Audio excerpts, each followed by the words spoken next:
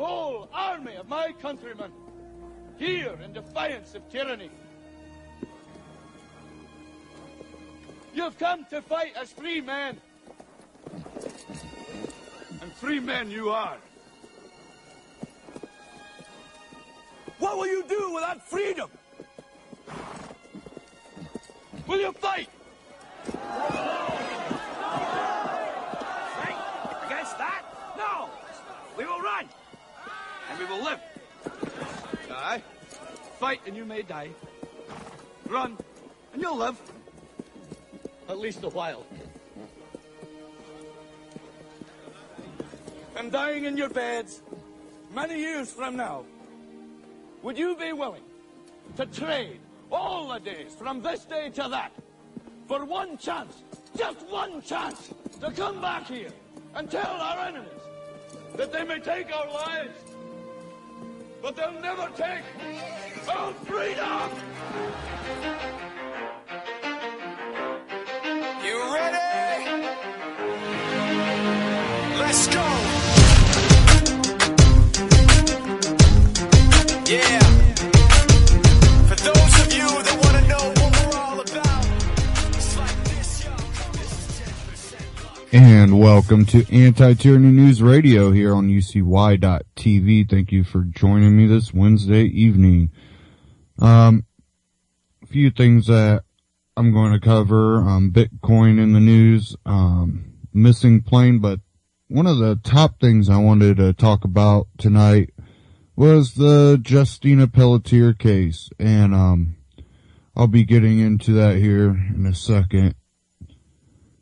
Let me go ahead and bring up the Bitcoin here, see where it's trading at.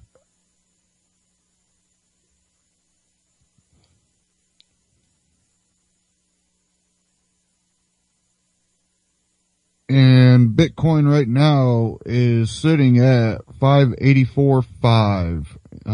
That's an exchange for US dollars, and the IRS basically is wanting to claim it as property and tax it as property instead of a currency. So we'll get into that a little bit more. But really, to start off with this Justina Pelletier case, pretty disgusting news, and I have one article here out of benswan.com. State awarded permanent custody of Justina Pelletier. And it says here, we have been closely following the story of 15-year-old Justina Pelletier, who was taken custody of Boston Children's Hospital for over 1 year against her parents' will. On Tuesday, a judge ruled that Justina will remain in the permanent custody of the Massachusetts Department of Children and Families. Matt Starver, founder of the Liberty Council, said of the order, "This is just completely unacceptable. The family asked us to pursue any other opportunities and appeals. The family is beyond fed up." And if you haven't been following this case closely, there was photos released, and you can go to the Liberty Council's website. I believe it's libertycouncil.org. I'm not positive on that right offhand. But some photos were released showing the condition that Justina Pelletier is in, under the custody of the state. She is being killed. There is no if, ands, buts about it.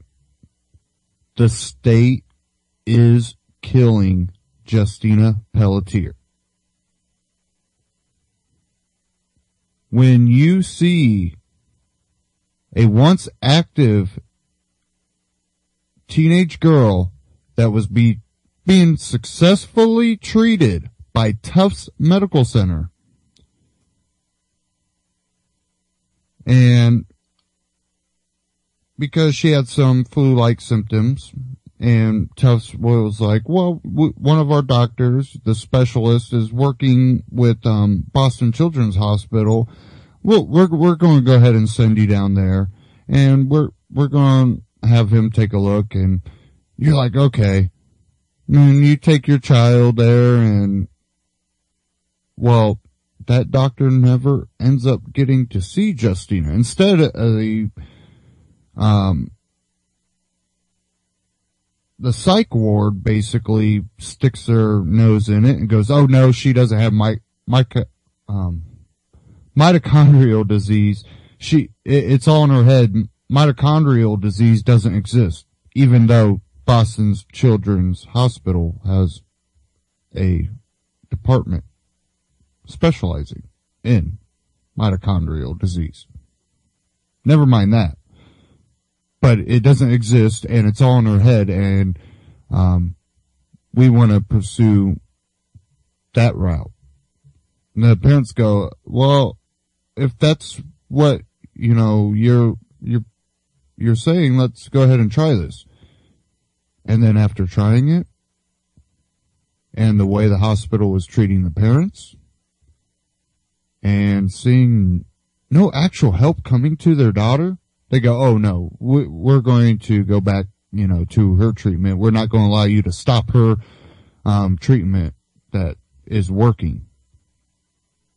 And when that happens, the state takes custody, and now your child has bruising all over her stomach, all down her legs, her hair's falling out, and she looks like some science experiment, because that's exactly what the state is doing to her. They're experimenting on her, which Boston's Children's Hospital is allowed to do as long as the state has custody.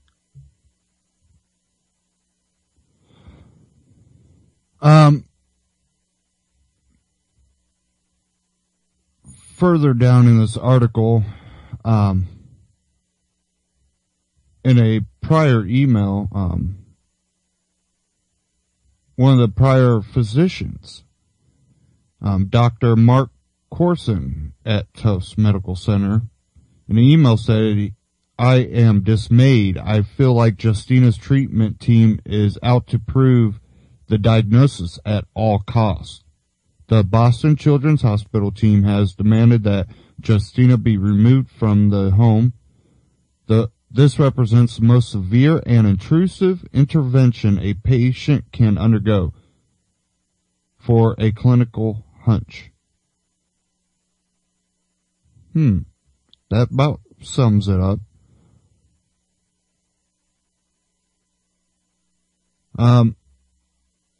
Following Tuesday's order, Starver said a child's health and welfare are hanging in the balance. We cannot continue to withhold treatment from this young girl. DCF has abused its authority. DCF had no right to come between Justina and medical care. Reverend Patrick Mahoney, a spokesman for the Pelletiers, said the parents are crushed and heartbroken to see their daughter violated like this. They are rightfully worried for her safety.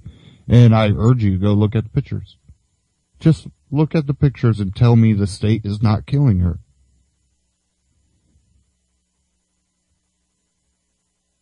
Look at the pictures and tell me that they're not using her as a guinea pig.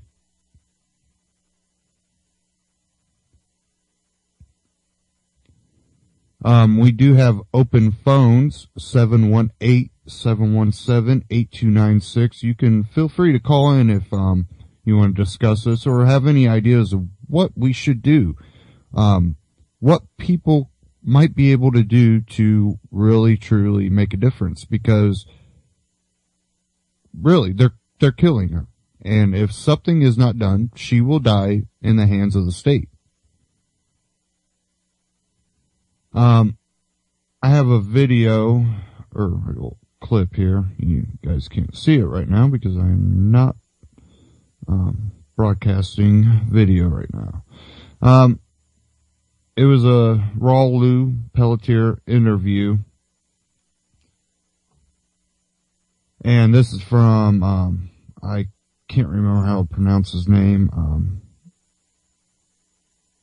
Bayu Berman, out of foxct.com. And it's a raw Lou Pelletier interview.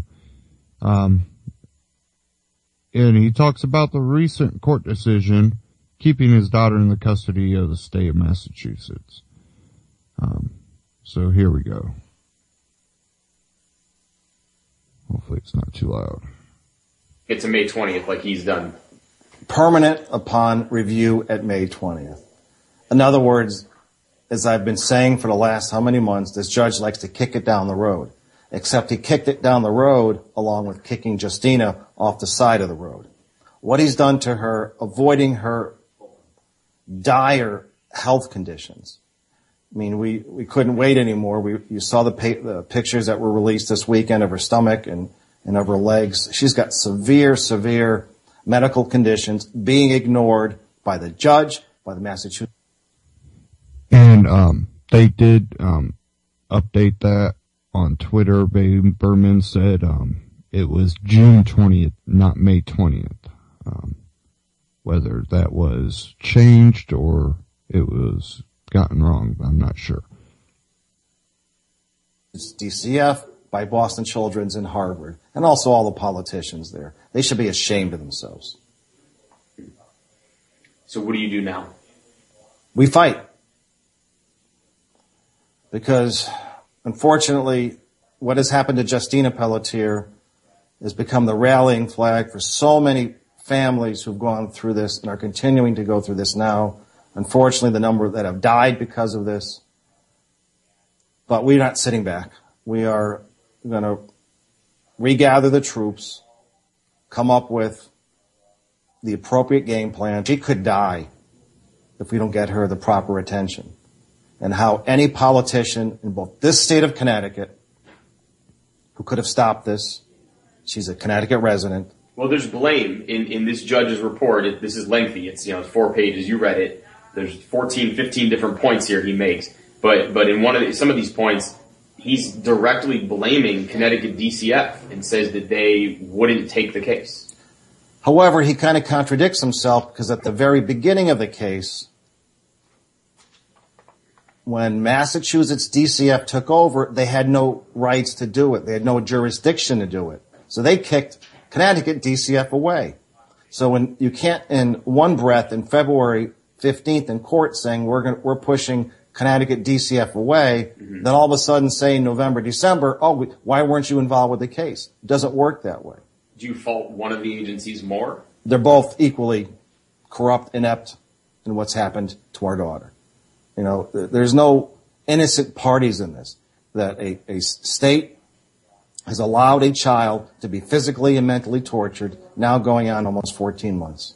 Now, in the judge's report, he also says that the parents called hospital personnel Nazis, claimed the hospital was punishing and killing Justina. It says Lou Pelletier, so there were accusations that Mr. Pelletier threatened a social worker. So it's a social worker, and that they took a social worker off the case. What do you make of that? Is that true? They have accused us of everything under the sun. We've been put under such scrutiny. Her stomach is blooming with red lines, which could be sepsis, whatever. So did that treatment, you feel like that treatment of your family, of your daughter who's going through pain for 14 months, did that drive you to make some statements that were aggressive or, that they're faulting you for? Probably. I'm a father trying to protect my daughter, as any father hopefully should do or would do. Yeah. But, you deal with what's out there in front of you, and watching your daughter suffer needlessly for this length of time will push any human to the brink of how much more can you take. The legal people, all the child advocate for the state of Connecticut and Massachusetts, the ombudsman for the DCF offices, Olga Roche and Joette Katz, all these people, they should be ashamed of themselves. So there is no easy way to say this. They've totally destroyed a life. They were hoping they could kick the can from the state of Massachusetts to Connecticut, let Connecticut have this can of worms because we've taken it national. And now the public, the national public, is now infuriated. You think they were mad before this weekend when the judge kicked the can down the road? Watch what the public's going to do with this now. And we have no control over it. Will the public be able to help you, though, and forward your case, your push to get your daughter back? I would imagine over the next few days, you're going to see a lot more publicity and people around the city of Boston regarding this. Okay, I'm going to stop it right there. If you go to foxct.com /2014/03/26/ and then, it's raw, Lou Pelletier interview. You can find it on foxct.com and, listen to the rest of that.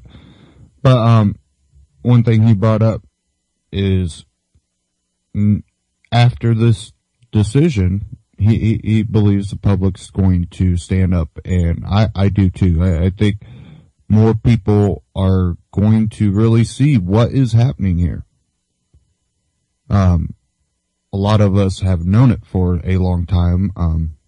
We've talked about it with the public schools. We've brought up stories where in certain states, if parents disagreed with what the school was doing and try to confront the school, that they were threatened with getting social services involved in it and children's services, whatever. And you're losing your rights as parents. And this case right here can really set precedent if either way it goes. It can really, depending on where it goes, start actually defining a parent's right. Because, a lot of constitutionalists, which I'm a libertarian, I wouldn't call myself a constitutionalist, even though I think it is a, very, eloquent piece of, writing. I never did think that it really outlined natural rights, and I just don't think it went deep enough. That's why we can have people making crazy interpretations of the Constitution to bend the system for their goals.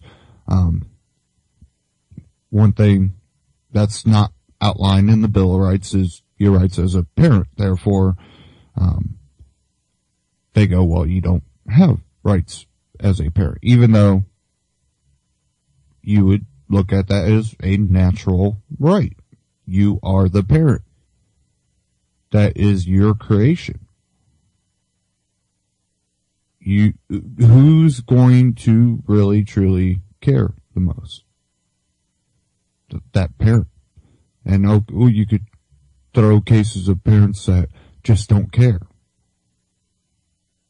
But this isn't a case of a parent not caring. They're trying to claim the parent cares too much, even though the pictures are evidently showing that there's a reason for the parent to be outraged and caring too much because their child is being killed.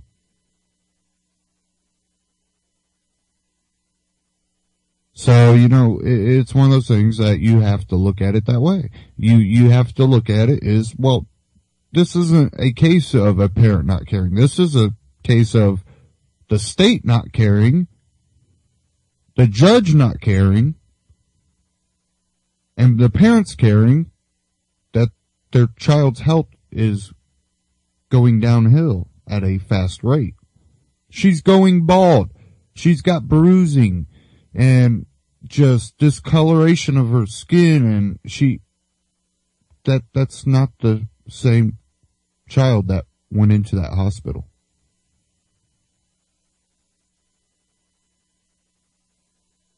That is a fragment of that child that went into that hospital.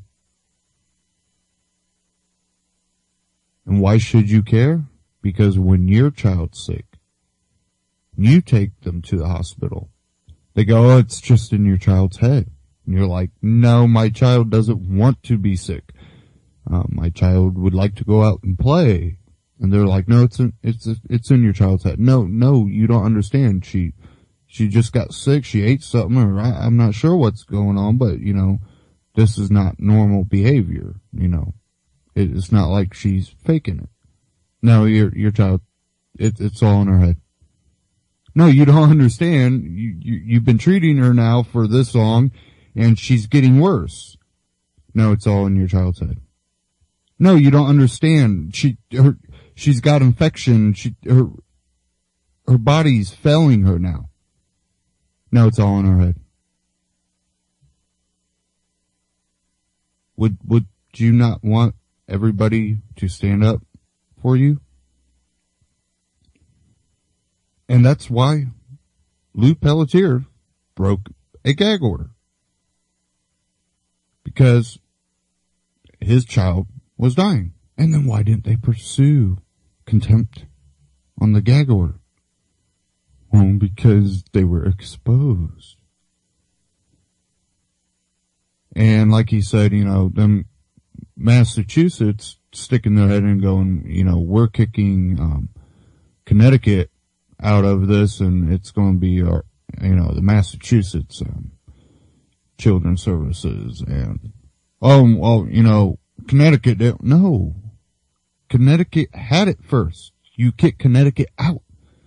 The judge did that. Now they're trying to dump it back on Connecticut. Now they're trying to blame Connecticut for this mess that they created. And instead of going, I made a mistake, let's give the custody back to the parents. Let's get her back to Tufts where she was successfully being treated. The state has proven that it is incompetent and has made a fool of the court.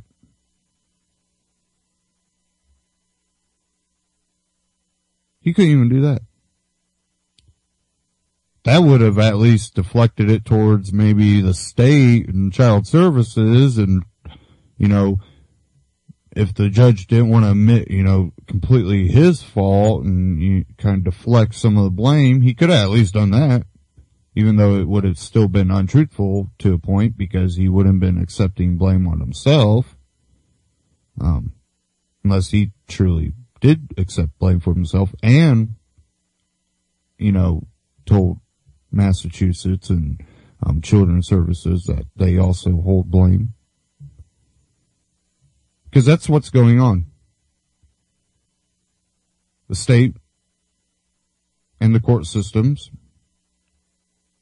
both have proven themselves incompetent in deciding health issues.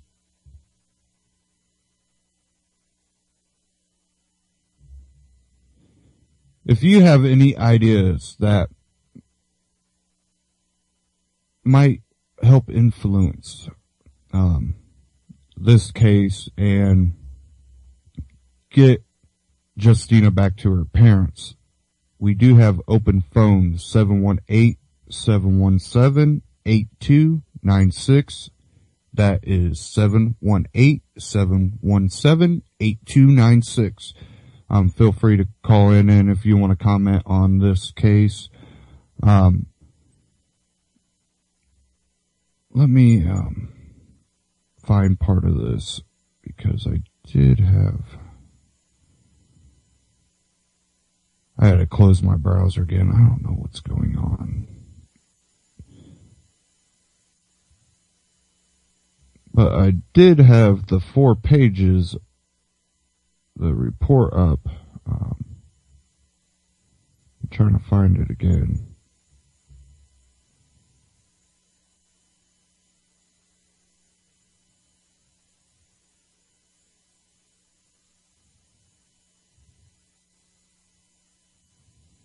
Let me see.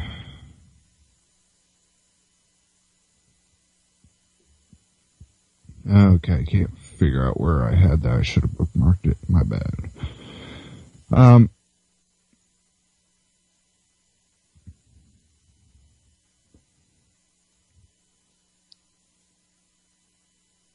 I have the article from the Blaze,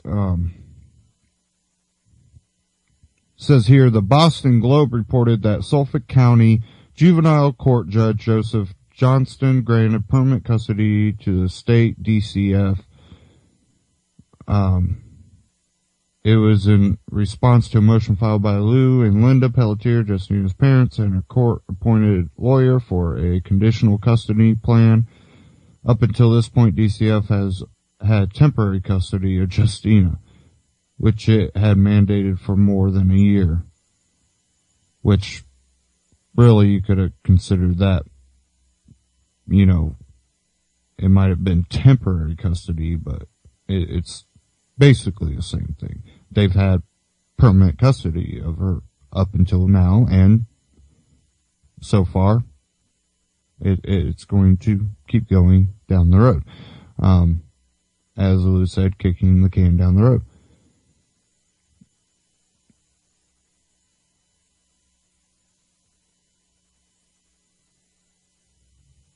Okay. And it said here, the family spokesman, Reverend Patrick Mahoney, told the Blaze Tuesday night that the ruling is not meant to imply that Justina will never be returned to her parents. It's not a lie, but it's not 100% accurate, Mahoney told the Blaze.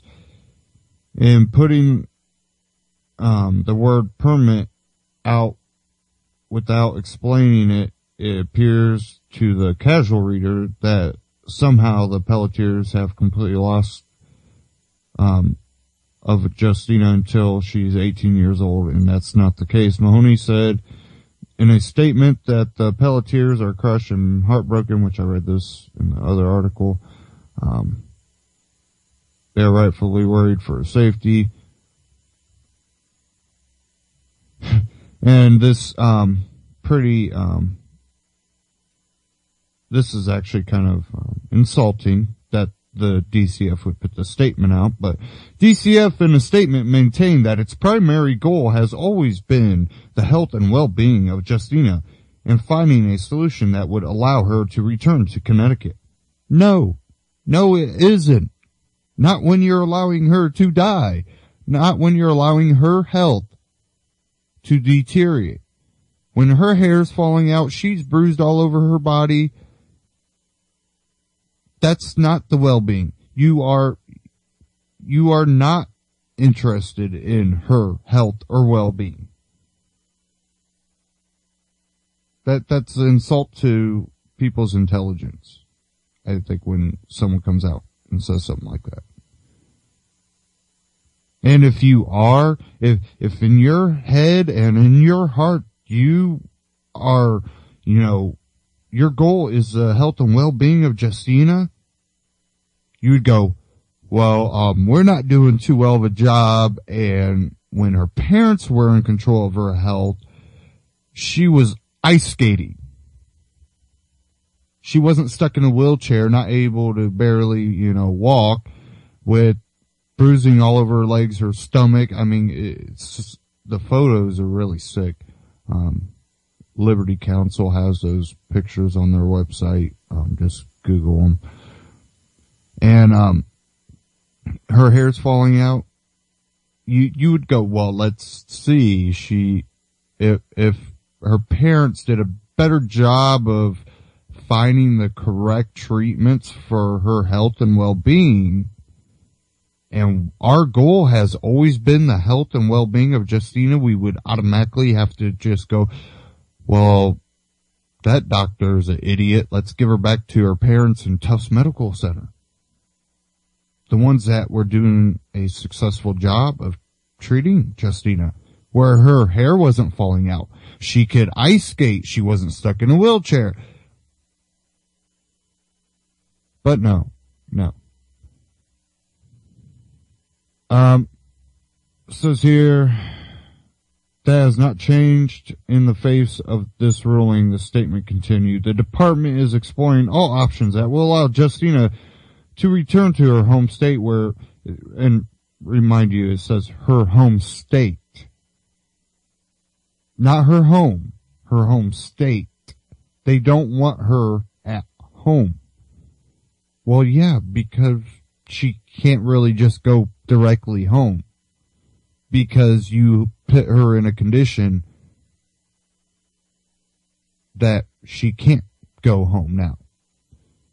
And, well, there was a court order that DCF ignored that was an agreement between DCF and the family that, well, she would go back to Tufts Medical Center.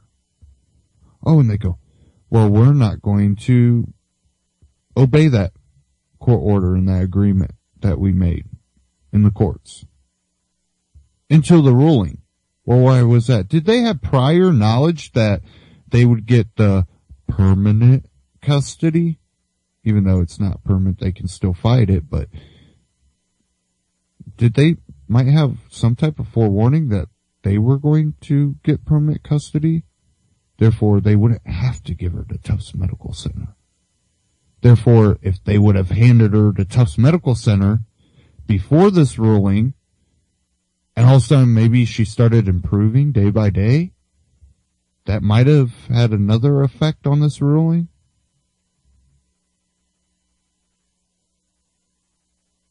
That's one thing I haven't heard anybody else really speak about.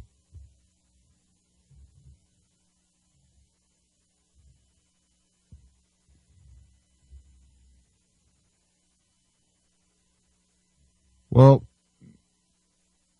where this goes from now, I'll keep you updated as much as possible. Again, we do have open phones, 718-717-8296, 718-717-8296. If you want to go ahead and call in, comment, any suggestions on things we can do, maybe people should get together and organize a march. Maybe a march through Boston and a protest in front of Boston Children's Hospital. There's so many people outraged. And I think it's something that people could successfully pull off. Again, we'll see where this goes. I'll try to keep up to date on as much as possible.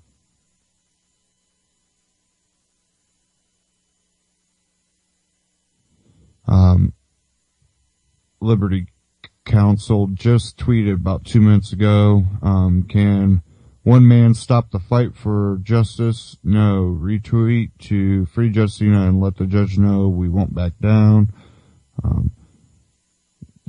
Find them on Twitter. Really hashtag free Justina. Spread the information about it to as many people as you can. And again, hashtag free Justina. And if you search that hashtag, there's just article after article and information from a lot of different outlets and Liberty Counsel. It's just amazing case.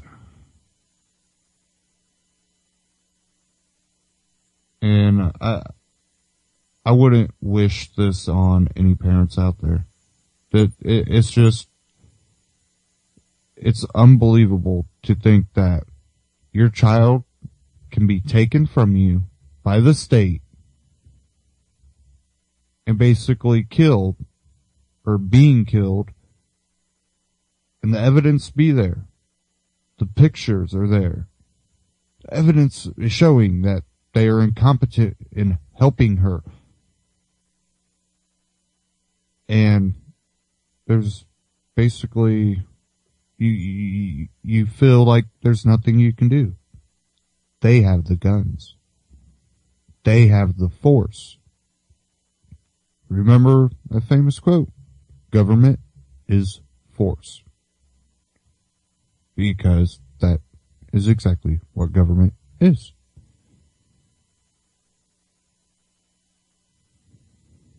Okay. I'm going to get into some other articles here.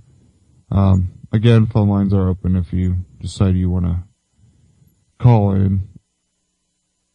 I will still put you on the air and let you speak on that subject and any other subjects we covered tonight. Open phones.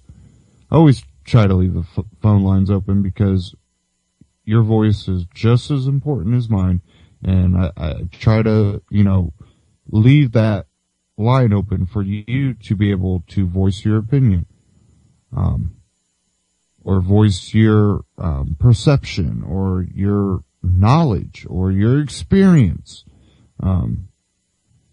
That this isn't the first time that the state has done something like this, or even Boston Children's Hospital for that.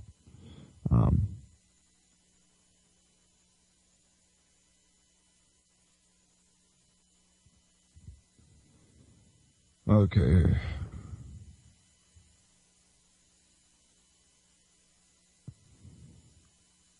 And we have this Obamacare thing that is the state not going after just your child's health, but yours too. Forcing you into a system that they control the regulations on, which are lobbied by pharmaceutical companies. Where do you think that's going to head?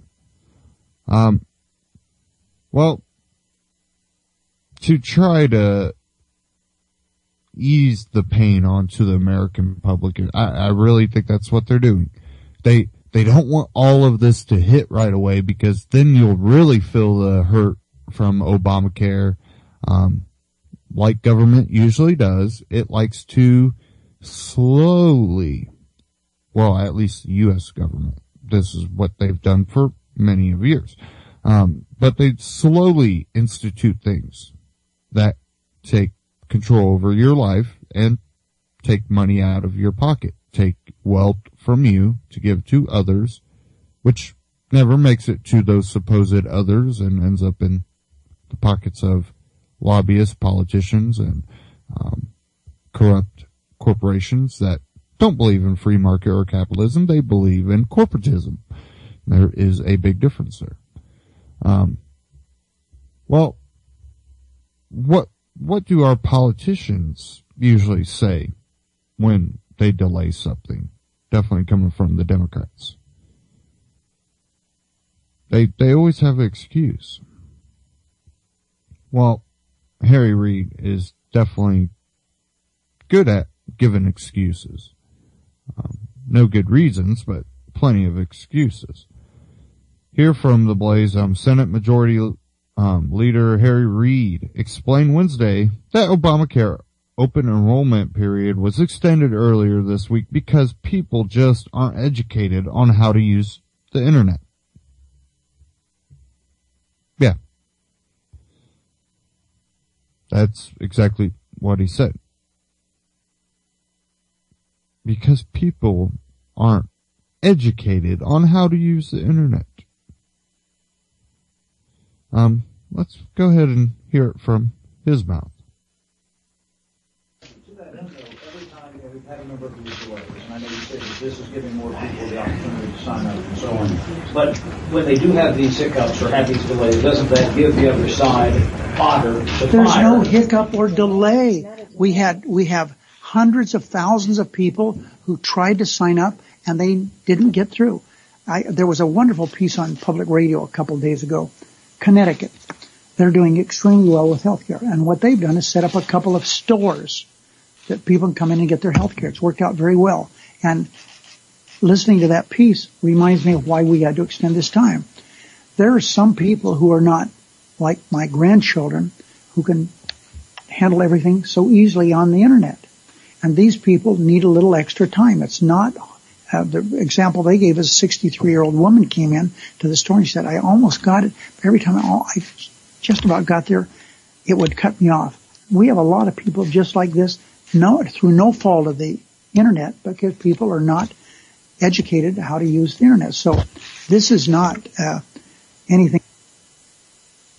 No, he kind of contradicted himself there at the beginning. He goes, people tried, but they couldn't get through. Okay, because the website was failing. And then he goes, because the people don't know how to use the internet. I'd get there. He said, the lady said, the 65-year-old lady said, I could get there almost, and then it would kick me off. Because people don't know how to use the internet. No. Because government doesn't even know, how to manage anything correctly, unless they are managing it perfectly. There's a lot of reports from a lot of, tech groups about Obamacare website. One of the things that really wasn't talked about on any type of mainstream media, not even, the Blaze or anything, was that a lot of these tech groups found when they accessed the website, it caused a lot of abnormal communications between, their computer and the website. And I don't have any of the articles right up, but basically it said that it's just, there's too much programming, basically, in the website. And in the world we live in now, I could set up the website to successfully work, and I'm not a big techie person. I need lots of help when it comes to tech stuff. I've been able to teach myself quite a bit, and I used to be well versed in it back in the DOS days. I was, even when I was 13, my mom was going to school for computers, and I had to help her with their homework because I was one of the generations that grew up with some of the first real, computers that could start hooking to the internet. And that was even before internet when I was helping her, or it wasn't before internet, but before it became really widespread. Shortly after that, it did, kind of put my age out there, ain't I? But I know a lot of people that are able to use it. And the ones that might not be able to use it, well, they might already be on Medicaid and Medicare. My grandparents don't have to worry about that because they're on everything. Of course, my grandpa's a veteran, so he gets the crap from the VA that is a bunch of government-ran healthcare that sucks extremely bad. And he's been having some health issues, possible cancer, something I've been having to spend a lot of my time on lately. So if anybody wonders if I might disappear for a day or something, it's because my concern's more with my family, and I'm a big family person, so it's one of those things, sorry if I miss a broadcast here and there, but my family's health definitely comes first. So it's one of those things that I think it has nothing to do with if people can use the internet. It's if it worked in the first place. That the website didn't work in the first place. That's the problem. And Obamacare, if implemented like the president was supposed to do, instead of using executive order to constantly change it without congressional approval, it would have failed. It would have had to have been repealed. They would have had no choice. They would have had to repeal it.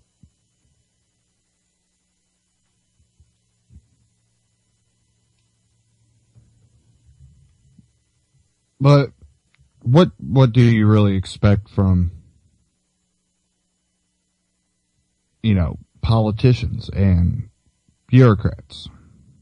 Do you expect them to successfully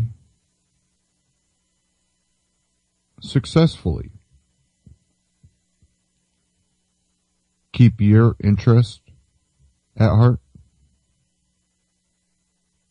I think that would go against what almost all politicians want. And that's power.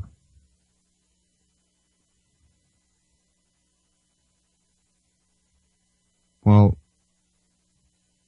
you created the perfect organization for criminals.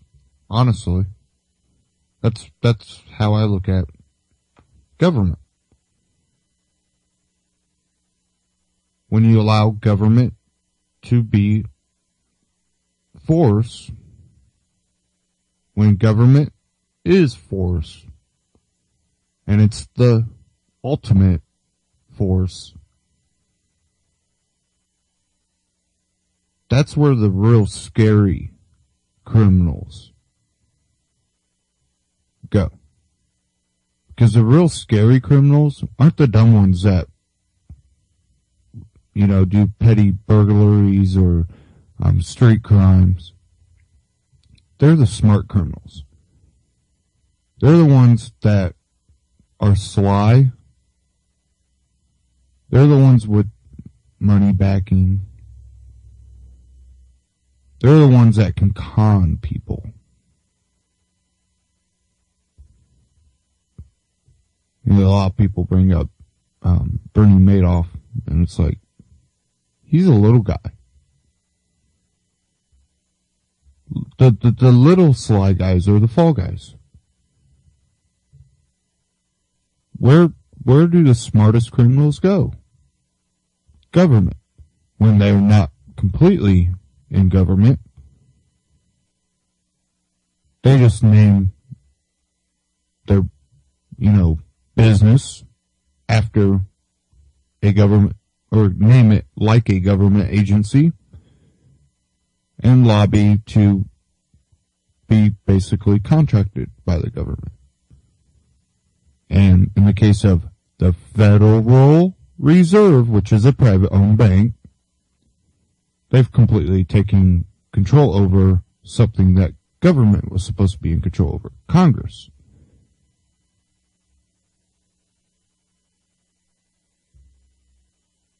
Why do you not think our healthcare is, either way, people are like, yeah, we don't want the socialist healthcare. Well, even if it's not the socialist, Romney, he ran on, let's repeal and replace Obamacare. Well, no, because, just saying, Republicans have a tendency to go a little bit corporatist on the establishment Republicans, and people try to claim Romney was more of not an establishment. Well, I think he was establishment fall guy is what he was. He thought he was with the establishment, and they used him as a fall guy. And the repeal and replace would probably put it more in private hands, but none of it puts it in your hands. A true free market where you could decide if you want the snake oil or you want the,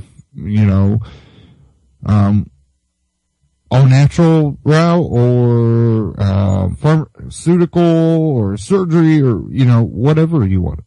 You have the choice. That's your decision. Because a lot of people look at the health field now, and definitely when you look at stuff like Justina Pelletier, they really have no trust in the current healthcare system. I've seen people that have had diagnosis with stomach issues. I've seen people have nerve problems.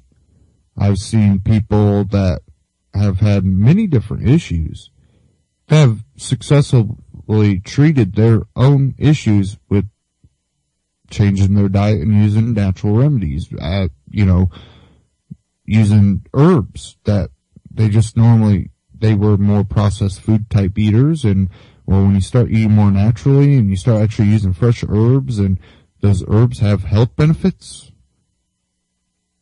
something maybe your body wasn't getting through processed foods, and all of a sudden they can feel better. They don't have the stomach issues. There's people that can't drink pasteurized milk but can drink raw milk, but they're not allowed to buy raw milk. Oh, and about raw milk. I seen an article earlier this week, and over in Europe, I forget where it was in Europe, but they've got raw milk vending machines. We can't get raw milk over here. Oh, that raw milk's bad. Could get you sick. When most people that can't drink pasteurized milk can drink raw milk, but the raw milk will make you sick. Well, you look at, well, where did pasteurization really come from? Oh, well, it's contaminated milk. Where did that contaminated milk come from? Cows that lived in alleys in New York City.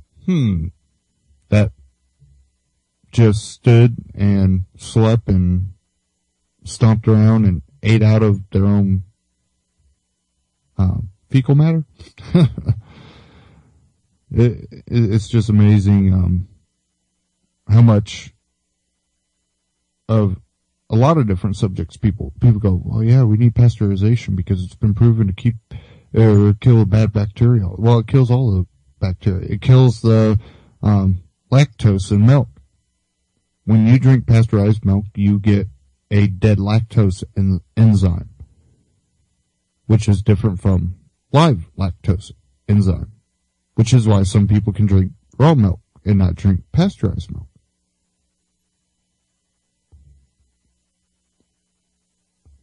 Again, I'm no expert, but I think changing your diet can do a lot more for your health than going to the doctor and getting prescribed a pill. Just my lifetime watching my grandfather, because he was a diabetic and had a heart problem, they'd stick him on this pill. Well, that pill gave him a side effect. Well, we'll trade it off with this pill. Well, that pill gave him an even worse side effect. Well, we're not going to go back to the old one, but we're going to give him this other pill that should help that side effect. Well, it helped that side effect, but now he has this side effect from that pill. Well, we'll give him this pill to help that side effect. Oh no, his blood sugar and everything's going whack. Let's give him 5 more pills.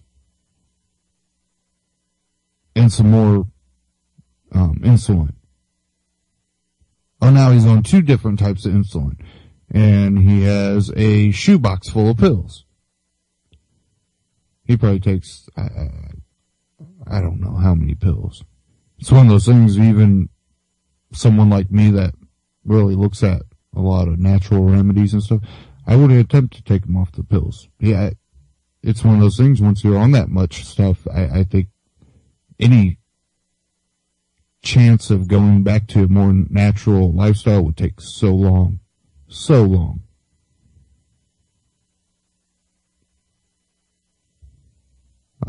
I know changing my diet the past probably 5 years, which was brought on by how I was feeling. And I started looking into it. Then when I first started off, I need good veggies and stuff and all that. And I'm like, well, it's not really helping me feel better like they say it will. I started growing my own stuff, and one of the previous places I lived, I had an acre that I could grow stuff on. Well, not an acre I could grow on, but an acre of property, so I had a decent area I could grow a garden. And that's when I was like, well, I need to start trying more natural. And I've been hearing about GMOs. So let's get away from any GMOs and start growing non-GMO stuff, straight heirloom. And the taste of them, and it just, you bite into something fresh right off the vine. It's almost like you can feel the nutrition just soaking in. And, my health has gotten a lot better. And being as young as I am, I shouldn't have health problems. But what I've really noticed is more people my age and younger, a lot younger, are having quite a bit of health issues. Why? Probably because most of what people I see in people's fridges, and, you know, I go over a friend's house, go grab something to drink out of the fridge, and, yeah, I don't see one thing that isn't artificial. And it's like, that could be why you're having health issues, dude. I don't think you need to go to the doctor. I think you need to go to a farmer's market or something. It's one of those things, I think. Again, be the change you want to be or want to see. And, well, if you want to be healthy, you got to eat healthy. Kind of logical. You want to stay off pharmaceuticals and synthetic and artificial chemicals. Don't eat artificial food. You want to be more natural, eat more natural. I think in the long run that's where the benefits of knowledge help. By going, you know, let me try non-GMO stuff. Let me see if it does help out. Let me eat more natural. And I'm telling you,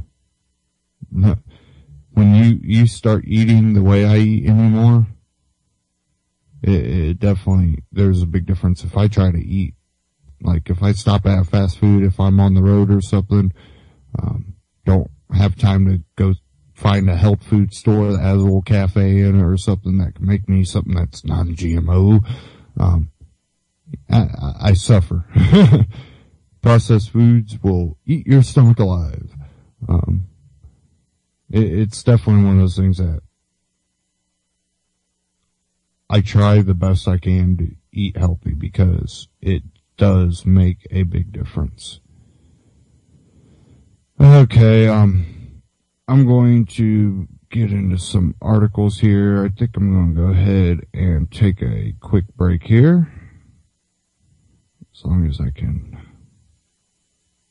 pull up my playlist here. Haven't taken breaks in a long time. So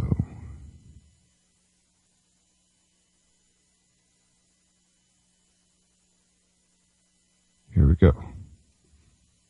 And I'll be back right after this. No souls for sale here, mate. They say the fool thinks himself to be a wise man, but the wise man knows himself to be a fool. I say that to say this. You might take my life, but you can't take my soul. You can't take my soul. You might take... Want to listen to UCY on the go? Try the TuneIn app for your smartphone or other mobile devices. Simply download the app and search for UCY.TV and enjoy all the great hosts here on UCY Radio. Food independence, emergency preparedness, self-reliance. MyPatriotSupply.com. Get our survival seed vault and feed your family from your own garden for just $37.95. Our non-hybrid heirloom seeds are genuinely American, just like you. Your survival needs and survival seeds are at MyPatriotSupply.com. MyPatriotSupply.com. Self-reliance. MyPatriotSupply.com. UCY.TV is an up-and-coming investigative media platform designed to give you a voice on the platform of your choice. Video, live radio, podcast, just to name a few. To learn more on what UCY can offer and how you can be a part of UCY.TV, simply email us at contact.ucytv@gmail.com. That's contact.ucytv gmail.com.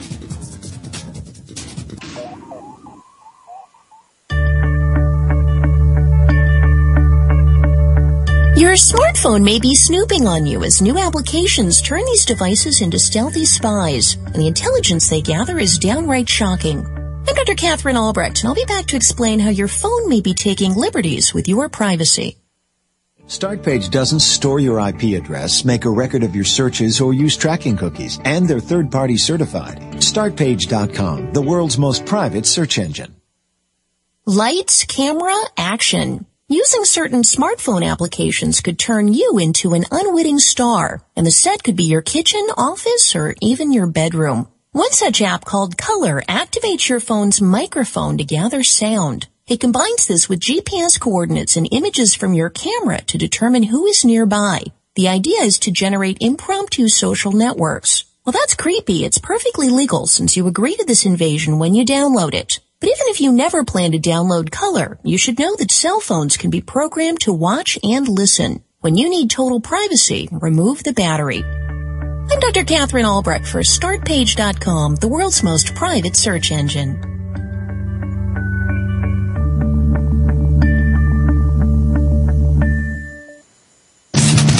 Tired of the mainstream propaganda? So are we. UCY.TV.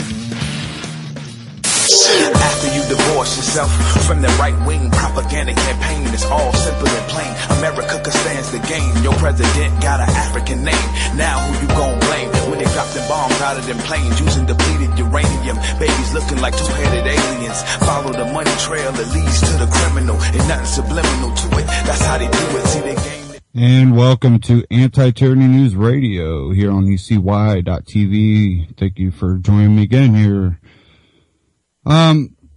First hour, we discussed the Justina Pelletier case, and really quite a sickening case, and it's disgusting what the state is getting away with, which isn't really news. Someone in the chat said they try to Skype in. Look for me if you want to go ahead and try to Skype in again. If you search for me, just type in Josh Anti-Tyranny News. I think you'll be able to find me on there.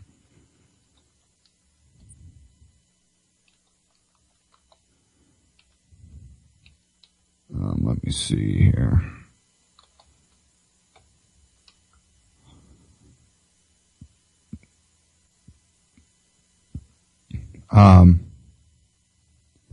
Or you can go to the little search bar on Skype and type in the Joshua.Lerch, Lerch, and you should be able to find me on Skype, and you can go ahead and Skype me there, and I can bring you into the conversation. And again, we do have open phones, 718-717-8296, so feel free to call in.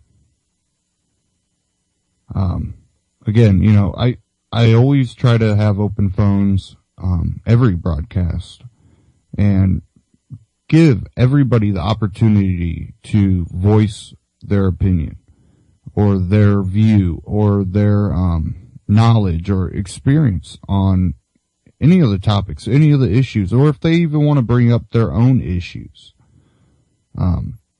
If you have something that you see that, you know, in your local area, and you're like, hey, this is going on in my local area. I think it's really abridging people's rights. I think more people should know about it, and more people in my area should know about it. People around the nation should know about it. That way, if they see it happening in their area, they can be aware of it. They can try to fight it. And when other people are successful in fighting some type of tyrannical grab for their freedoms, and they're successful at defeating that, other people, need to know, hey, how were you able to defeat that? Because maybe we can defeat it using that same tactic. Or maybe if we understand the tactic you use, we might understand where these tyrannical people, these big government people, are going to try to attack it next. Attack that freedom in the name of security. Because remember, they are just trying to keep you safe. So bow down to government because they will keep you safe with their guns pointed at you. I see a lot of gun chat in the chat room talking about different types of firearms, which I know a lot of the listeners to this broadcast, including me, are Second Amendment advocates, and I'm an avid shooter. I've grown up with guns ever since I can remember. My father taught me well, even though, I've had a father that, he's dealt with his issues and his alcoholism and other issues, and, still battles that today. But even through all that, I do have to say that he was always a good-hearted and good moral person at heart. And when it came to teaching me firearms and firearm safety, he was extremely responsible about it. I've grown up with guns, and I've never had accidents with guns, and knock on wood, I never will, because I do treat them as what they are. They are a tool that can hurt someone. And, even when I work with saws, I treat them as a tool that can hurt someone. I don't see really a big difference in that. And, I see a lot of chat about different types of guns, ARs, AKs. I'm not really a fan of either one. I'm a fan of SKSs. People ask me, why would you want an SKS over AK? And my basic reasoning is, well, because I can shoot a little bit farther and a little bit more accurate with the SKS. One thing, and not all SKSs are this way, because some of them were made different, depends on where, they were made. Some of them are short, but the majority of them have a lot longer barrel than an AK will. And they do have a pretty good reach to them. I'm not an AR only for the simple fact ARs cost quite a bit of money. Of course, SKSs and AKs have definitely caught up to that price range, but the ammo is way, way, way much more. Being an avid shooter, but not a wealthy avid shooter, I have to be able to look at something that I can successfully shoot and not go broke. That, and I've handled, first time I shot at SKS, I think I was 10 or 11 years old. And, I just fell in love with the SKS. And, I've had other people that have shotguns, their whole life. They've not tried every single gun out there. But, I've invited them out shooting on some property. I go out on 100 acres, backed up to another 300 acres or so. But taking them out shooting, let them shoot the SKS, and they fell in love with it too. And there's something about it which you can get somewhat of the same feeling with the AK, but when I'm reaching out a little bit farther than the AK can, it's pretty nice.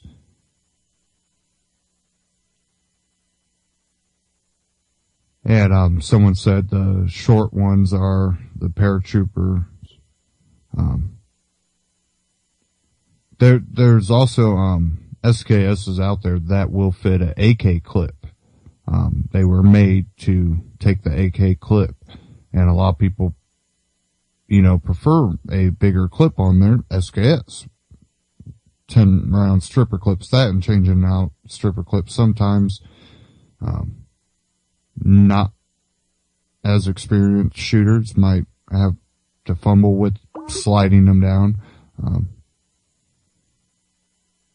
Okay, it looks like we have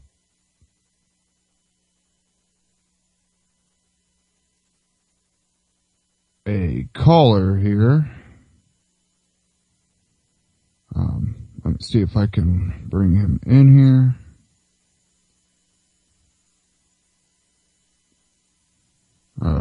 Wasn't a caller, someone just added me. But, if you want something that's cheap to shoot, if you have AK or SK, ammo for them is a lot cheaper, and it has finally came back down in price too. Not quite to what it was. You gotta remember, when I bought my SKS, I paid $2.50 for, 20 rounds. Which was better than $20 for 20 rounds. And when you, when you have that price on it, it's not too hard to be able to, buy a brick and go ahead and, blow off some ammo. It's just my preference. A lot of different people have preferences. Let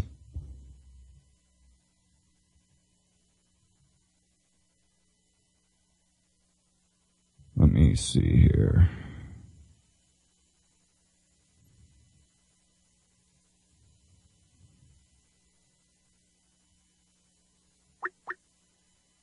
Okay, we have a caller here. And this is Michael. Michael, where are you from? I am from South Texas, Josh. What's going on with you? Not much. How are you doing?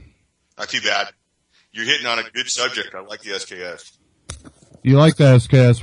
What do you prefer about the SKS? I like the fact that it has an internal magazine. There's no extra magazines. There's no extra crap you got to buy for So it. you like the 10 round built-in box? I would like to have a greater capacity, but as it stands, 10 rounds is plenty. There was a Chinese version that had a 20 round fixed internal magazine. You just use 2 sets of stripper clips to fill it. That's pretty good. But that SKS MD is the one that takes the AK mag. Right. And there wasn't a whole lot of those made and imported. I mean, there was a bunch made, but there was, I think only like 6,000 of those imported. And those are Chinese.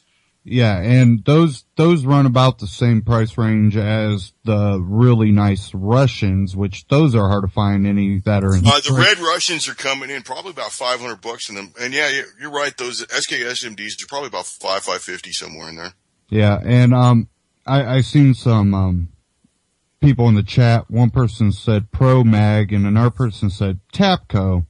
Yeah, those are both crap. And actually, Pro Mag actually means please remember our magazines are garbage. That's what that stands for. I have had nothing but trouble with any 30 round detachable mags for the SKS. Okay, because an SKS is not supposed to have a detachable mag. Right. All right. So if you look at it and it looks like an AK mag, but it's got that great big old duck bill on the front. Right. That means it's supposed to be stuck in there.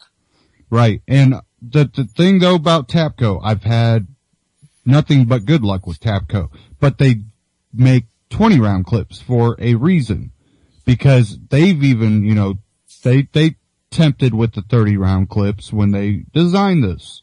And what they found is 30 round jam, 20 round nut. Tapco, I'm not a big fan of Tapco just because they've made the AR-15 style T6 stock to put on everything and things that especially don't belong with that. Tapco's just ugly for me. They are a accessories, company that will make about anything that they think they can sell. And, they're like the, Tapco stocks for the SKS. I like the look of them. I'm not a huge fan. Now, ATI, they came out with a stock for the SKS, that was similar to the, Tapco one, but it had a collapsible and folding stock. And the feel of it was a lot better too. And, one of my buddies has that. The problem with the SKS is that in its original configuration, it's supposed to be kind of like a straight angle. It's not supposed to have a pistol grip. The pistol grip changes the configuration of the rifle completely. Yeah. It changes your aim, the spot where your eyes would hit the sights. I'm not a fan of changing it. I think that rifle is perfectly fine as it came from the factory, and there is no reason to go out and spend the exact same price on the rifle in accessories as the rifle came from. I think personally, what you should do, if you choose the SKS, you should stick with that 10-round mag or the 20-round mag that goes with it, buy a bunch of stripper clips and a bunch of ammo, and go out and become familiar with the rifle. Tear that thing apart.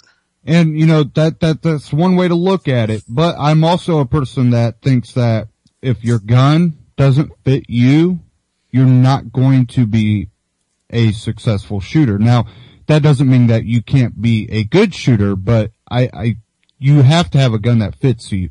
And, changing out the stock is a real tricky thing for someone that isn't an experienced shooter, where they need to know where that gun has to sit when they're holding it to be able to have a clear view of the sights. And that was one of my complaints about the Tapco, stocks. They just did not put the gun in the right configuration. And again, like you said, they basically use the same configuration on all their stocks. Yeah, and it works for some things. Like if you've got a Ruger 1022 or right. One of the Marlin Model 60s, that's fine because that's not a combat weapon and that's really not a defense weapon. You're just out farting around with that, playing around and popping targets out at the range or at your local shooting area. But it's not right, and I think it really has a lot to do with our culture. The movies show it, the video games show it. And the military shows it. I think our military sometimes goes a little bit too extreme on what they're doing with, our weapons. And I think a lot of times that's what kind of gets us in situations. We've got a problem with our weapons. The current United States military weapon, of course, is the M4, the M16, as people might know it. It looks just like the AR-15, the evil black rifle. Right. But that whole design, the military pays about $850, $900 for them, something like that. Where now they've got to do that, and it's got, I don't know, it has life problems. Now, I mean, there's armorers and people, they're well trained in taking care of them, but they still cost a lot, and they have a lot left to be desired. I mean, there was a story in the New York Times saying how Rangers are not happy with them. Every replacement for them has been a failure, and the rifle itself is requiring a lot of upgrades at the soldier's own cost. So to me, it's a problem. It's the answer to a problem that was never asked, and it's a really big way to rob the consumer, whether the consumer's the government or a guy like me and you. You have tax money going to buy these AR-15s, and they're up there in price. And then the ammo is also expensive.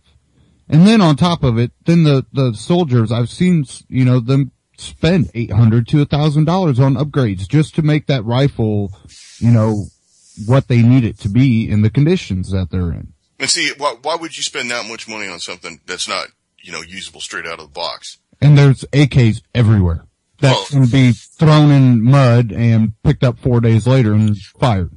Well, Josh, there's a dirty rumor around that the Russians have actually dug up Mikhail Kalashnikov and put him back to work in light of the Ukrainian crisis. It wouldn't surprise me. It wouldn't surprise me. They just hosed off his corpse. It'll still work.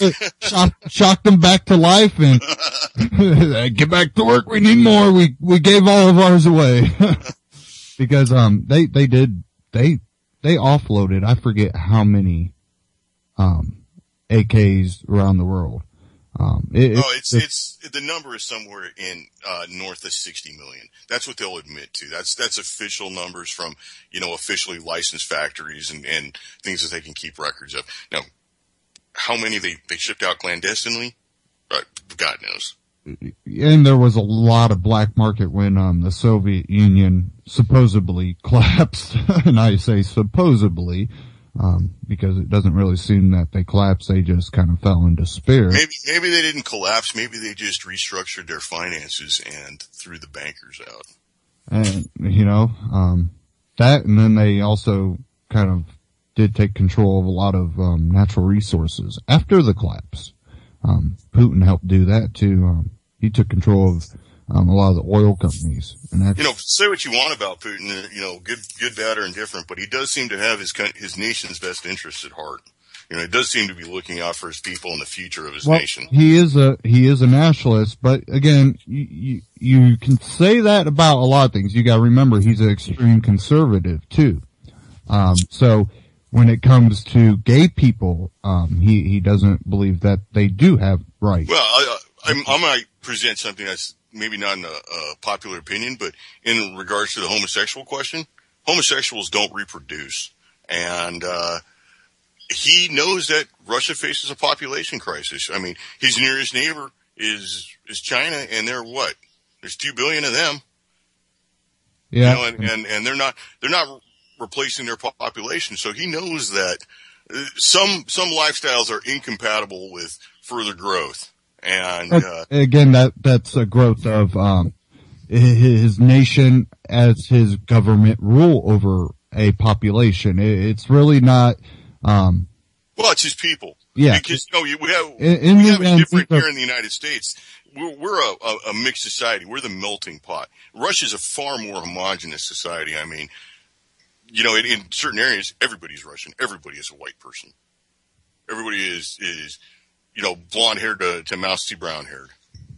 That's more of a homogenous society than we have in the United States. Yeah. I'm not saying it's better or worse. It's just how it works out. And I think the population in Russia, not all of it, but there is a great population that is kind of looking beyond the old ways and going, we can be free people, but, again, he is a nationalist. So he's more interested in, keeping a national control and not letting it go to more of a world government, which I disagree with too. I don't think that you should allow your nationality to become a world government instead of a national government, but I also don't believe in, the government being able to have control over people. As long as you're not harming the next person, I don't care what you do with your life.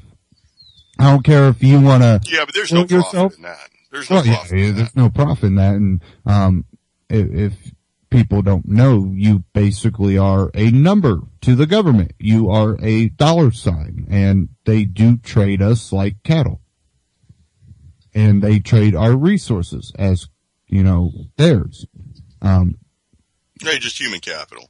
Yeah, and, they even look at you as, well, you can't own property because you are property, therefore they can take your property. And, Well, this gets into something really deep, Josh, because at this point, you'd think that somebody would stand up and say, no more of this. But we have wars going on all the time, and straight up honest, what do wars do? They take out the best and the brightest. And they take out what would be the opposition to them. They take out the young with the heart and the minds and the will and the drive and the desire to change things. And they go out and they throw them into a desert somewhere and let them get blown up. And, fat guy still sits behind the curtain smoking a cigar laughing the whole time. Yeah, it's basically, for lack of better terms, a book burning. Any opposition they want to take out.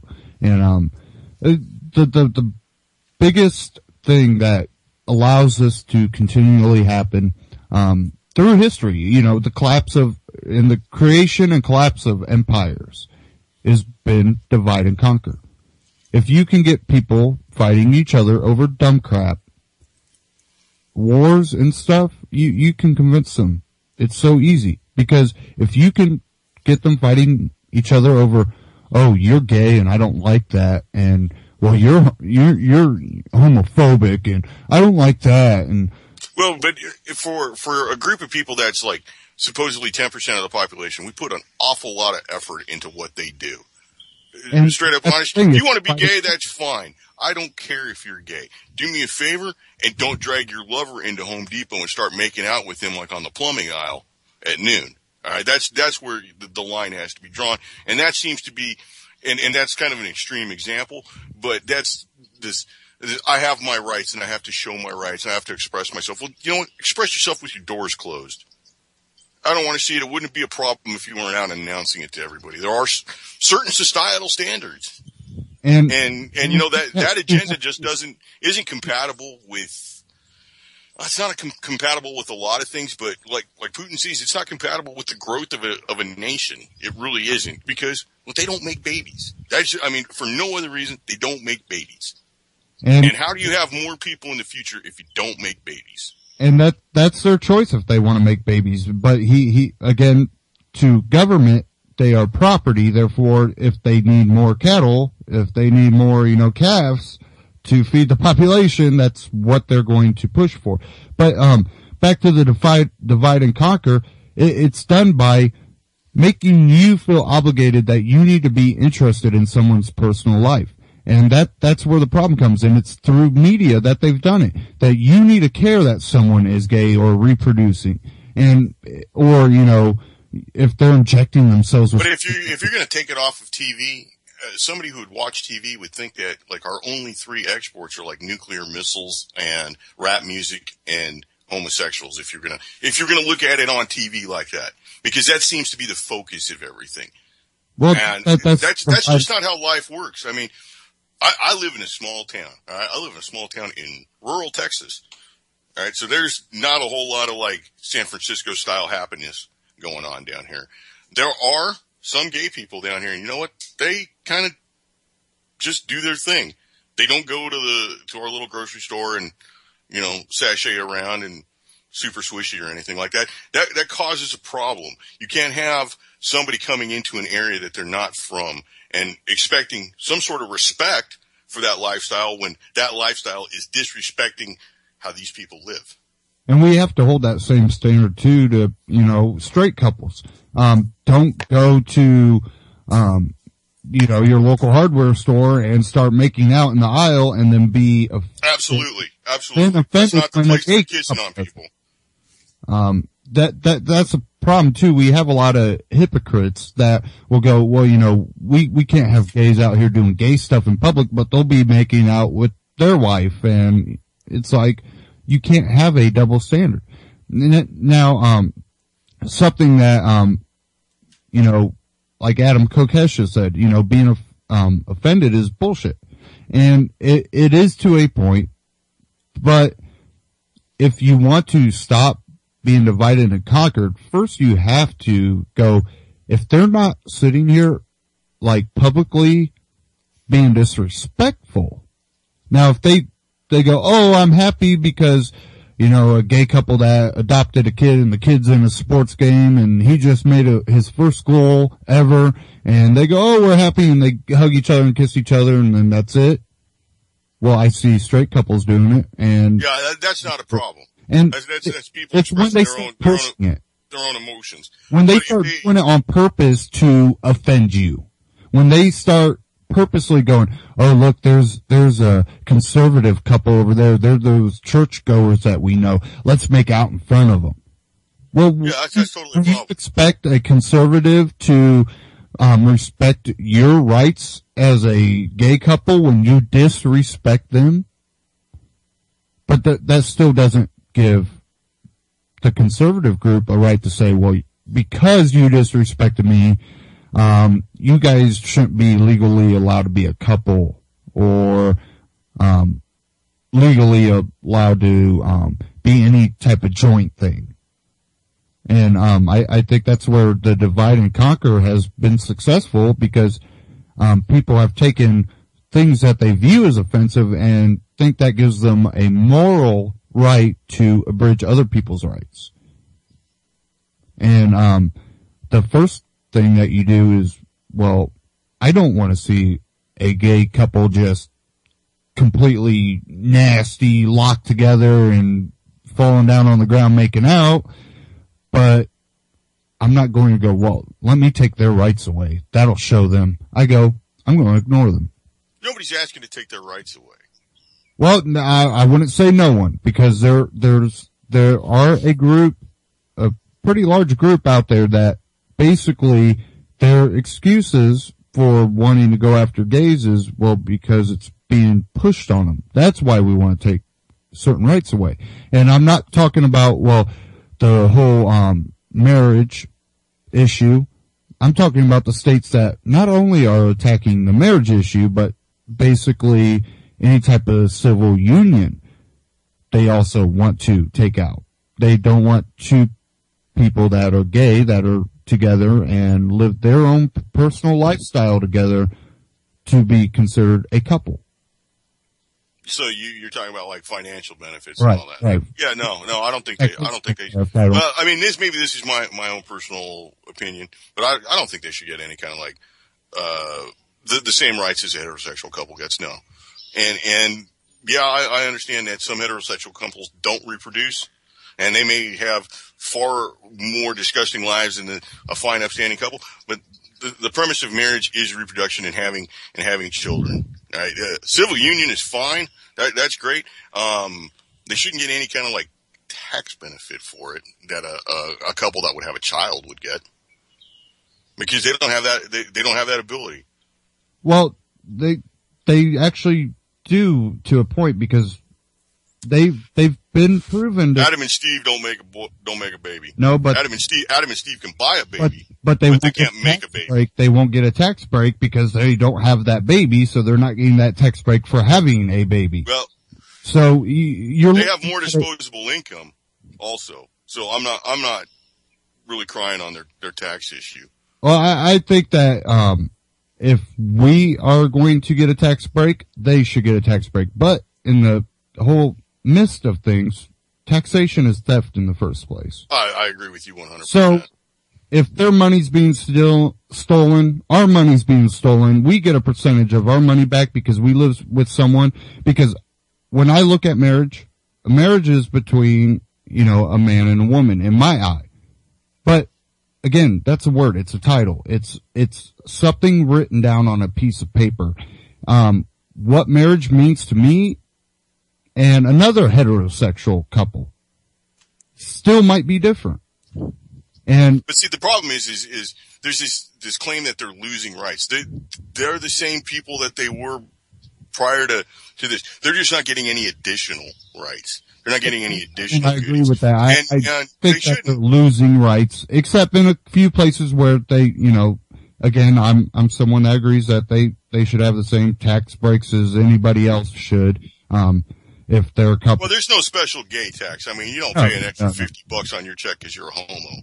No, but that doesn't happen. But, so I mean, they're not getting an extra tax, but if they don't make babies, they don't need like a child education credit. No, and they shouldn't get something like that. But for being a couple, just being married, plain being married, you get a benefit from that. And that benefit, whether it be a man and a woman, or a man and a man, or a woman and a woman, if you are in some type of committed relationship. But that tax benefit for being in a committed relationship is based on the premise that you're going to go out and you're going to do what a traditional family does, which is make a baby. Well, that's your definition of it, though. I know a lot of. Well, I mean, it is my definition, and I will say that the fact that we're sitting here talking, my definition bears out. Throughout the history of time, my definition bears out that the whole reason for having a family is to make babies and throw your line on down, throw your seed on down. Now you're talking about family, though. You got to remember that marriage in a state's eye is something different than the marriage between you and your wife or whatever. Right. These are completely. That's the problem. We've gotten marriage between a heterosexual couple and a conservative couple confused with what marriage means to the government. So when we're talking about what government marriage is, all it is a contract that says that you are going to be in a committed relationship and only with this person. You are not going to be out with multiple people. Well, we've got that. That's almost legislating morality, and that doesn't work.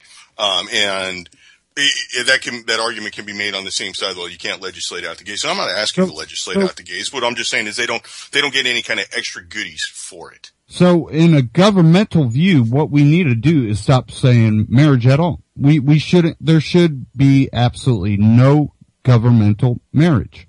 If they want to use, a committed relationship between two people for tax reasons, or for, if they believe it for, the benefit of two couples creating a child, then they need to tax it appropriately. Again, government doesn't do that. They use blanket laws, and that's why they're able to have these divisions between people, because they put a blanket law that doesn't really go towards the definition of what they say it will.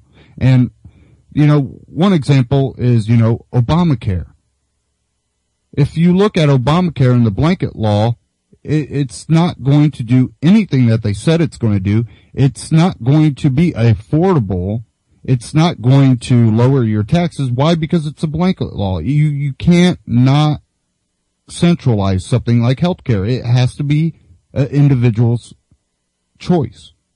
Whenever you try to centralize anything and include, but the Obamacare it's if we're buying into it that it's actually out there to help people or something like that, we're totally drinking the Kool-Aid and eating up the propaganda with spoons, because we both know that it's not out there. I mean, for God's sake, it cost how many billions of dollars, almost $2 billion to make that website, and it doesn't work. And then I don't know how much money they've spent on it, and they haven't built one hospital or hired one doctor or one nurse. This isn't healthcare. This is some sort of hand job for the insurance companies or something. Oh, it's even more than that. I really think that its goal is to end insurance companies. Insurance companies have outlived their effectiveness for government use. And the government goes, well, we can get more profit if we just put it into our hands.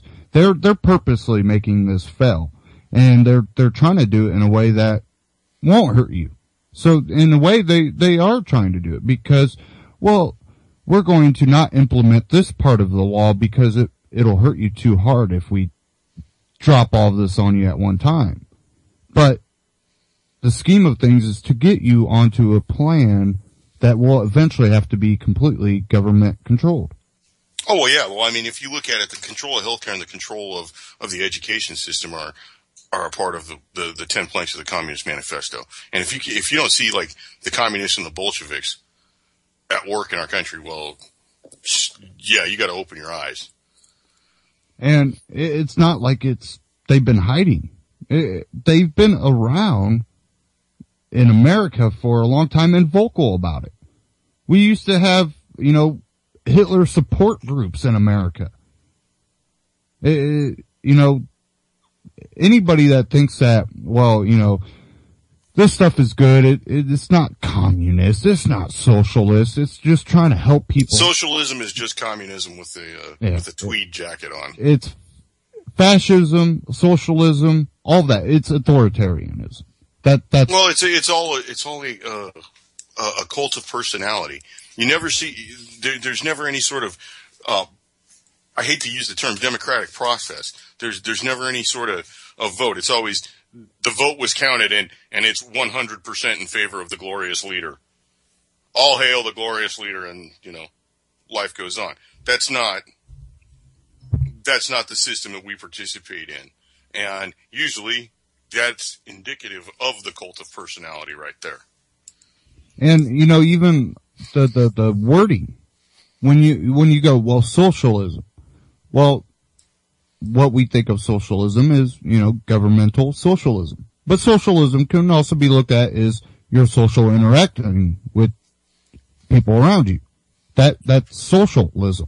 you are. Well, we've got a great big problem with the language. I mean, currently, like liberal. they changed the definition of the word literal to mean the same thing as figurative because people were using it incorrectly. Look at, liberal.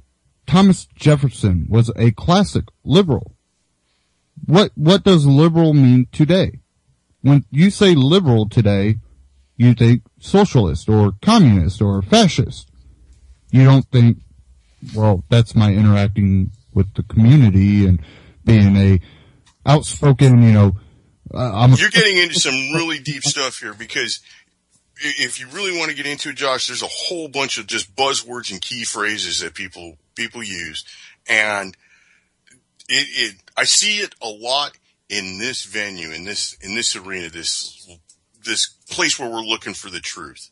I don't want to call it a movement or anything because there is no movement in my eyes. It's all marketing. But I see the buzzwords, the same sort of propaganda that the mainstream media uses against us. We're using it on ourselves. And people are eating it up, and it's no better than what we're getting from ABC, CBS, Fox, CNN. And, I've tried to take the words and be like, yes, the left thinks this way. Yes, the right thinks this way. But absolutely none of that is a concern as long as you're not abridging the next person's right. Josh, you ever drink Miller Lite? No. I barely ever drink. Do you remember seeing the commercials for Miller Lite? Tastes great, less filling. Tastes great, less filling. You're still stuck with the same crappy beer. Yeah. I'm telling you, it's like the elections are like imagine like Bob's Big Boy, and every 4 years they hold a contest to see what color they're going to paint Bob's Big Boy outside. If they're going to change the color of his shirt and his pants, and maybe give him some highlights in his hair on that great big statue, right? And there's great big noise and uproar when the red shirt wins over the blue shirt. But you go into Bob's Big Boy, and the menu's the same. It's still poop soup or a crap sandwich. The price has just gone up 20%. And we have to get people to realize that they no longer have to eat at this restaurant. And, that's what I try to do. I try to tell people, it don't matter what they consider liberal now and what they consider conservative, or if you're somewhere in the middle. What matters is, right now, you guys are fighting each other over social, personal life issues. None of it is actually fighting for your right. You're fighting for privileges. And that's wrong. Until everybody from every spectrum, well, I can't say everybody because you can never get everybody. But until you get a population from all the different spectrums that can go, you know what the hell are we fighting about? While I just had CPS take my kid, I had the city take my property, and the cops towed my car, and the bank threw all my clothes into a big pit. Can you tell me what the definition of a recession versus a depression is? A recession is ongoing. A depression is a recession is when your neighbor loses his job. A depression is when you lose yours. Yeah, you can look at it that way, but I also look at it as a depression is when you finally hit that low and you start rebounding. Until you start actually rebounding, when it continues to go downhill, even if you have a couple little up spikes, but when your outlook is down, that's a recession.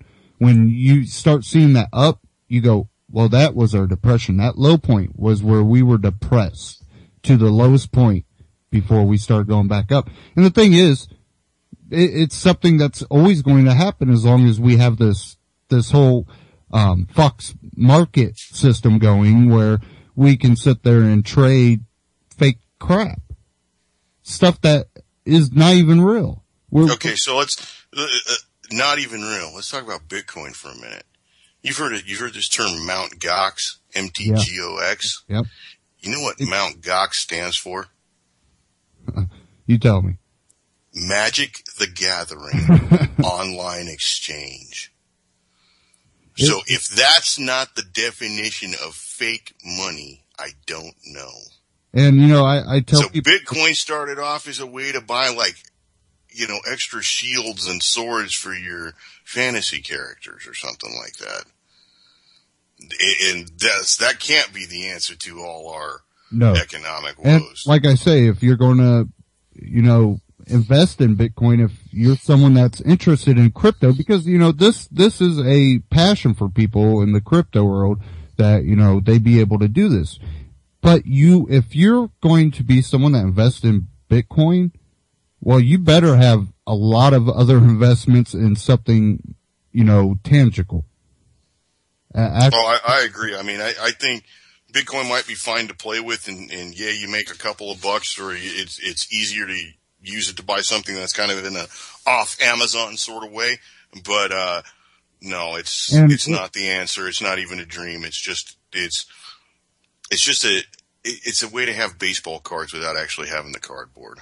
And there was one other thing that I think that we're losing this ability now with what's going on with Bitcoin, but something that a lot of people were looking forward to if a financial crash actually happened and they had something invested in Bitcoin was, well, I could take this and get it out of the country without them knowing how much an asset I have if other countries are still willing to take that Bitcoin and put it into their currency. So if the U.S. collapsed and it just became mayhem and I had to leave the country for a better place, if the country collapsed and it turned to mayhem and people have to leave for a better place, they're screwed because 84% of the United States does not have a passport. Yeah. But of course, if it collapses, you'd think the government's going to allow you to leave? You'd think the fences have barbed wire pointing both ways for a reason, maybe? Because if there's a collapse, they're not going to want the wealthy people unless it's the elitists that. Yeah. Now you have to take a look at some things that mirror our current situation. And there's two periods in time that are quite striking in the commonality with what we're facing right now. We can look at Weimar Germany, the period of time before the rise of Hitler, which was also mirrored by the American Depression. And then we can also look at the fall of the Soviet Union, a few years prior to the fall of the Soviet Union. And I think that may be even closer to what we're looking at rather than the Weimar Depression. I think the Weimar Depression stage will hit in a little while, but I think we're going to be closer to the fall of the Soviet Union. I see price controls. I see capital controls for sure. I definitely see currency controls, bread lines. Anybody who's of my age, I think you're a little bit younger than me, but we grew up with the Soviets as our enemy. And on the nightly news, it was nothing to see people outside the gum department store, which was the great big department store in Russia. And right next to it would be a bread shop that had 400 people waiting in line for it. And there was nothing in the shelves. There was 20 bottles of vodka and 2 loaves of black bread. And I think a lot of people are too comfortable with what they have and they've been able to have. I don't think the majority of people are ready for it, and the bread lines will be there because there's not enough. I consider myself a prepper. I still don't think I have enough. I would be able to last for a while. And, one thing too is hunting, fishing. Those are all permitted things. You think if there's a bread line going on that they're going now let's take a look at what happened in the Soviet Union between 1932 and 1933. Take control of natural resources. Well, in the Ukraine, between 1932 and 1933, the Soviets killed almost 12 million people just through hunger. And so that guy who's got himself a Smith & Wesson 380, who thinks he's going to be able to go out and leave the hood and go out and kill a deer and bring home, hamburgers for his family, he's sorely mistaken. That will be, which it's already basically pitting into executive orders and other legislation. In any type of crisis, all the natural resource, all the wildlife, all that is under the government control. Therefore, if they catch you trying to hunt, if they catch you trying to feed yourself to, keep from, in the Ukraine, when that happened, you will die. They shot you. They shot you on sight. And a lot of people go, well, I can hunt and I can do this.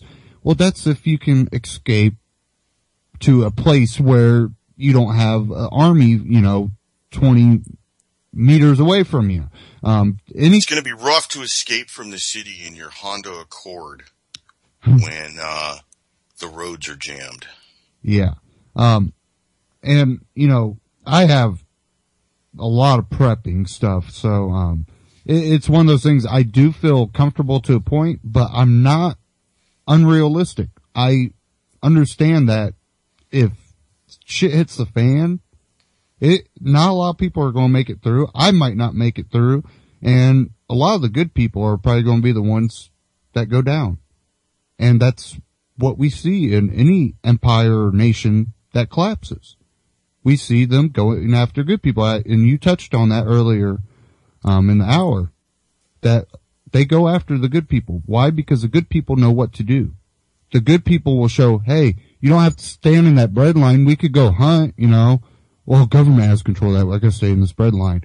Well, no, we could go. If all of us go, what the hell are they going to do? Well, yeah, but then I'll lose my place in the bread line. Yeah, a little group of people might take off and go, and they all end up dead. And that tells the other people, you better stay in that bread line. Well, with those other people dead, that means I move up 3 places in the bread line. Yep. So it's again, divide and conquer. It's always going to be divide and conquer as long as government is in control. It's not until, individuals have control over their lives. And I don't know, do you ever see a future that individuals will actually be able to have control of their own lives? In the union that we call the United States right now? Absolutely not. Absolutely not. Anywhere in the world. Is there? Yeah, I believe that after a certain period, maybe I hate to use this word tribulation, but I think after a certain tribulation, yeah, there will be places in the world that are bastions of freedom. They may not necessarily be in North America. Right. And, I think that in time, with enough educated around the world, and, the idea of liberty is not new, and it hasn't been able to be killed.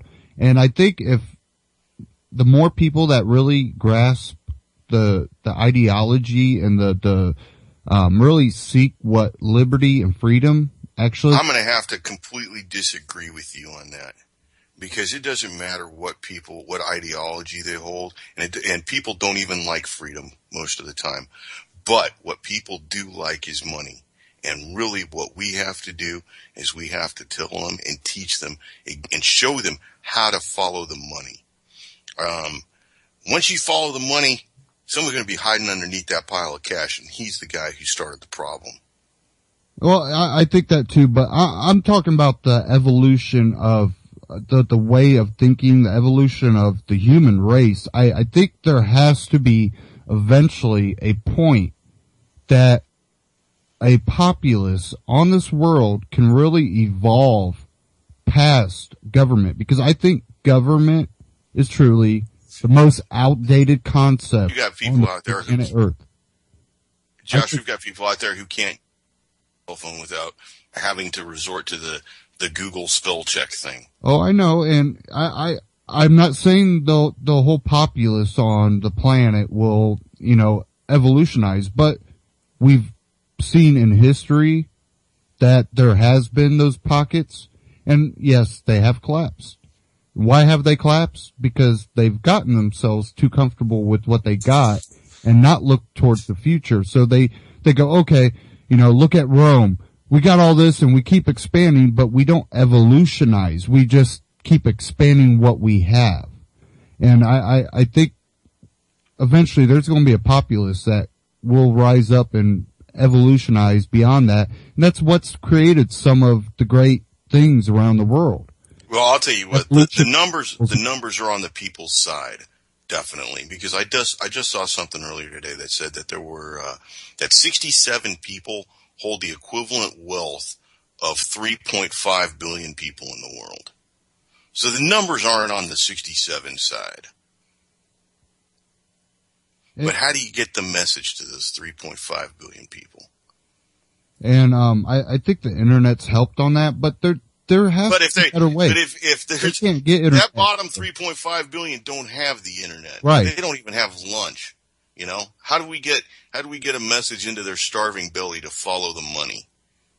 And I really think that has to be on the people. And there has to be something that makes them question everything. And I don't think there's a blanket solution for that. It depends on what culture. There might not be a blanket solution, but I'll tell you what, there's a good start.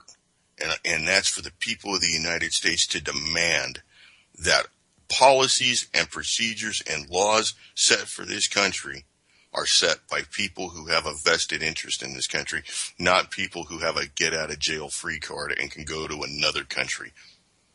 What I'm saying is dual citizens. We've got a serious problem with dual citizen lobbyists, and we've got a serious problem with dual citizen lawmakers. And everything that we talk about on a daily basis, Josh, whether it's the immigration problem, whether it's the fiat currency, whether it's the ongoing empire and war, all of this will continue. None of it will be remedied until we take care of the problem that is our laws being made by a foreign government's intelligence agency. And multiple. Unfortunately, that's the damn honest to God's truth. And whatever you hold holy is the truth to that, because I can back it up. I mean, the mayor of Chicago who had the president's ear for 2 years is an obvious Mossad agent. There's a problem here. And there's a lot of that going on around the world, because we have groups that their members are in branches of government around the world. And all those members get together and get to decide what's going to happen around the world. That's a world government. We are under a world government, whether you believe it or not. Now, we have factions of these world governments that are fighting each other for ultimate control. And, United States against Russia and China, it's not the United States against Russia and China. It's this Western, it's our money system against their money system. Eastern world government. It's our money system against their control of resources is what it is. And I think they're winning. And the time is on their side. Dollar. We've stretched the dollar thin. We cranked up the war machine in 1980, and it's not stopped. Right. And that's a whole lot of stretching of dollars. And at some point, it's going to tear. And you think that Russia and China haven't been working extremely hard to end the dollar, and you don't think that they might hold the cards in their hands to do it? Oh, absolutely. Oh, I firmly believe that. I mean, if you really look at China's amazing growth in the last 10 years, they've also had an amazing growth in their military. Every bit of their military research and development and ongoing purchasing has been funded by the amount of money that we pay on Chinese bonds. And let's point this out. What satellite has shown the most photos of this missing plane debris? China. According to the news, the Chinese. But, it was really nice the other day, after 17 days, to give us an update on the missing plane, that it was now officially considered missing. I thought that was really good. I thought it was much better than CNN actually posturing that, well, it was a black hole. Yeah, this should be like a great big wake-up call for people to just throw that great big hunk of electric idiot box out the window. Well, I want to thank you for calling in, Michael. We're coming up to the end of the broadcast. It was a great conversation with you. Thanks a lot, Josh. I appreciate it. Yep. Take care, man. And stay tuned. We have Try This at Home with Daniel Martin and Boiler Room Radio with Jim Funky coming up next. So definitely tune in to those and stay tuned to UCY.TV, where there's some great hosts and great guests and great people in the chat. So take care. Have a great weekend. Oh, maybe if my bumper music plays. Thought I heard it playing. No, guess not. But stay tuned. Always great broadcast here on UCY. Great hosts. A lot of them do open phones. We have the phone lines here on UCY for a reason. Please use them.